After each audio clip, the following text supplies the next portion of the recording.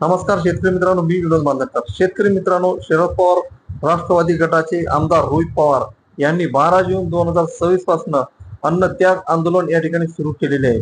त्याचा पहिला दिवस आज या ठिकाणी झाला. याच्यामध्ये दिवसभर काय घडामोडी घडल्या, आंदोलन कशा प्रकारे सुरू करण्यात आले आणि दिवसभर काय झाले हे आपण या ठिकाणी थोडक्यात या ठिकाणी बघूया.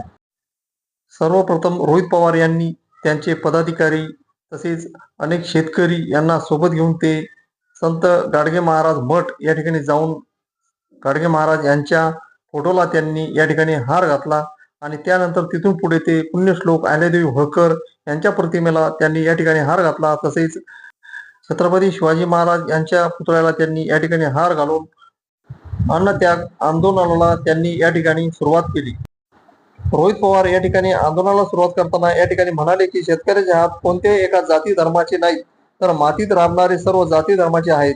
जगाला जगवणाऱ्या या अन्नदात्याला आज जगवण्याची वेळ आली आहे आणि त्यासाठी समता, एकता आणि बंधुत्वाचे प्रतीक असलेल्या आणि संतांच्या या महाराष्ट्रात आराध्य दैवत असलेल्या विठुरायाच्या पदस्पर्शाने पावन झालेल्या पंढरीत विठुरायाच्याच आशीर्वादाने या क्षणापासून माझ्या अन्नत्याग आंदोलनाला सुरुवात झाली आहे.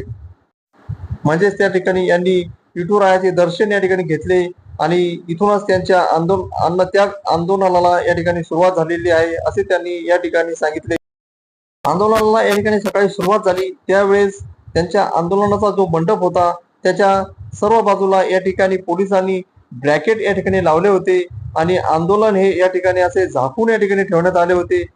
पोलीस पदाधिकाऱ्यांनी हे जे ब्रॅकेट या ठिकाणी चौकून आंदोलनाच्या मंडपाला या ठिकाणी लावण्यात आले होते.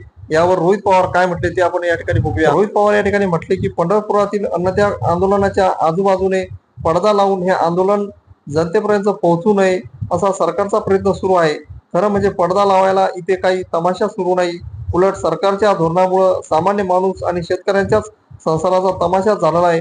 मात्र सरकारला याचं काही घेणं देणं नाही हे दुर्दैव या ठिकाणी आहे.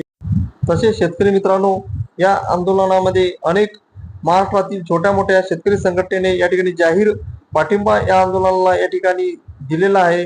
त्याची निवेदन सुद्धा या ठिकाणी आंदोलनामध्ये या ठिकाणी रोहित पवार यांच्यापर्यंत पोहोचलेली आहेत. तसेच महाराष्ट्रातील जवळपास बऱ्याच शेतकऱ्यांनी या आंदोलनाला या ठिकाणी पाठिंबा दिलेला आहे. तसेच आता हे आंदोलन सोलापूर जिल्ह्यामधील पंढरपूर इथे चालू असून आजूबाजूचे सोलापूर आणि आजूबाजूचे जिल्हे आहेत त्यांनी सुद्धा या आंदोलनामध्ये सक्रिय आपला सहभाग या ठिकाणी नोंदवा, जेणेकरून या आंदोलनाचा परिणाम सरकारवर या ठिकाणी झाला पाहिजेत आणि सरकारने या ठिकाणी सरसकट कर्जमाफी या ठिकाणी कोणत्याही अटी शर्ती न लावता या ठिकाणी दिल्या पाहिजेत असे साकडे मी पंढरीचा राजा विठुरायाशी या ठिकाणी करत आहे.